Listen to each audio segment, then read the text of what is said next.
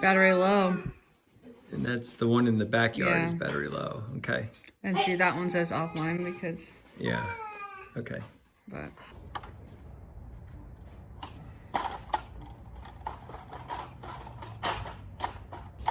All right. Well, it is time to get up there and get that camera down because it's not working. And if you've had that similar issue, well, it just means the batteries need to be recharged. But this one here ran down real fast. Right here, there's a light. And we ended up having a bug decide to perch on it, and then it was just doing alert after alert after alert, and just ran the battery down. That and Halloween.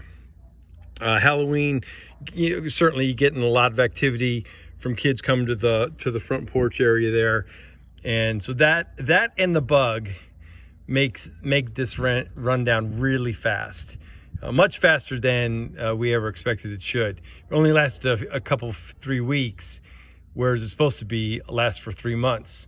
So we'll go ahead and recharge it and put it back up there and give it another run, see how it goes.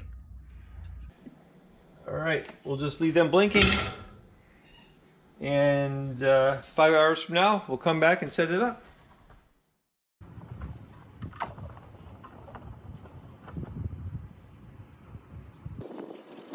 So the process of getting a ladder, going up the ladder and putting it back on, coming back down, about 1.5 minutes. Really doesn't take that long. So the pros to this is it's super easy to do. The cons are, how long is it gonna last?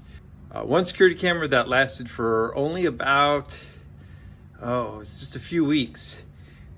Because of the bug that got on there and because of trick or treat, and so a lot of hits, and yeah, it wore that battery out pretty fast.